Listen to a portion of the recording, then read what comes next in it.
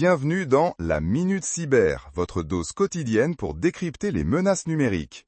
Aujourd'hui, on plonge dans l'un des cauchemars les plus redoutés du numérique, le ransomware. Et pour éclairer nos lanternes, j'accueille mon expert préféré, Alex. Salut Alex. Salut Jérémy, ravi d'être là pour cette session un peu kidnapping numérique. Exactement. Quand on parle de ransomware, on imagine tout de suite un film d'espionnage, mais c'est bien plus proche de nous qu'on ne le pense, n'est-ce pas? Pour ceux qui découvrent ce terme, Alex, comment définirais-tu un ransomware? C'est une excellente question Jérémy. Imaginez un cambrioleur qui entre chez vous, ne vole rien, mais cadenasse toutes vos affaires et vous demande une rançon pour les déverrouiller. C'est exactement ça, mais dans le monde numérique.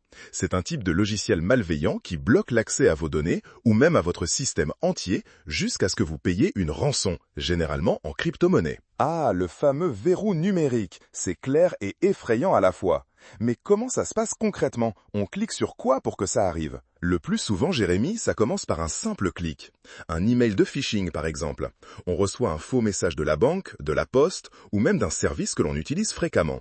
On clique sur un lien piégé, on télécharge une pièce jointe vérolée et hop, le processus d'infection démarre en arrière-plan. Ah, les fameux emails, toujours eux! Exactement. Mais ça peut aussi venir de sites web malveillants, de publicités trompeuses, on appelle ça le malvertising, ou même via des failles de sécurité non corrigées dans vos logiciels.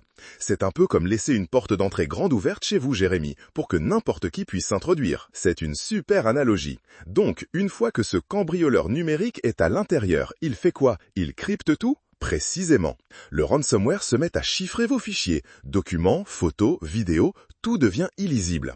Ensuite, il affiche un message de rançon vous expliquant que vos données sont prises en otage et que vous avez un certain temps pour payer pour les récupérer.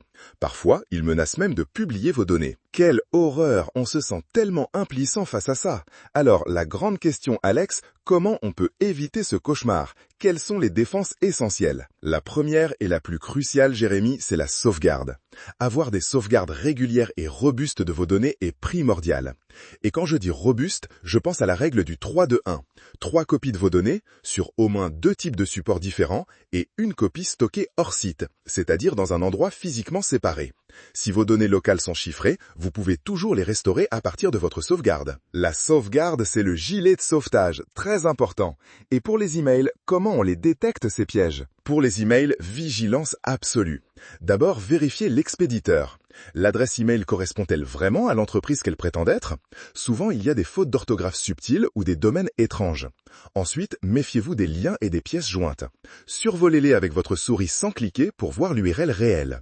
Si le message est trop beau pour être vrai ou s'il vous presse d'agir immédiatement, c'est un signal d'alarme. Les arnaqueurs jouent sur l'urgence donc. C'est malin. Absolument. Un autre pilier de la protection, et c'est souvent sous-estimé, ce sont les mises à jour logicielles.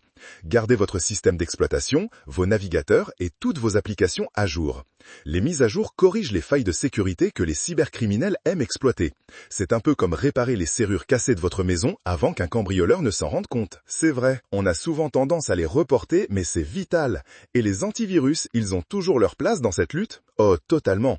Un bon antivirus ou une solution de sécurité pour endpoint est indispensable. Ces outils agissent comme des gardiens. Ils détectent et bloquent les logiciels malveillants, y compris les ransomware, avant qu'ils puissent faire des dégâts.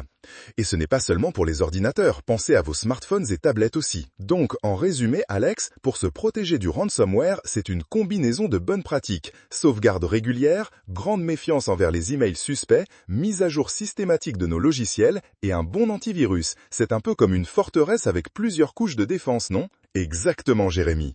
Et n'oubliez pas la formation et la sensibilisation. Le maillon le plus faible de la sécurité, c'est souvent l'utilisateur. Si tout le monde connaît les risques et les bonnes pratiques, on est déjà à 80% du chemin. C'est une question de culture cyber en fait. C'est une excellente conclusion, Alex. La meilleure défense, c'est nous-mêmes et notre vigilance. On ne le dira jamais assez. Un immense merci, Alex, pour toutes ces explications claires et ultra précieuses. Avec plaisir, Jérémy. À très vite pour un prochain décryptage. C'est tout pour aujourd'hui dans la Minute Cyber. Restez connectés, restez vigilants et à demain pour un nouveau sujet brûlant. Prenez soin de vos données.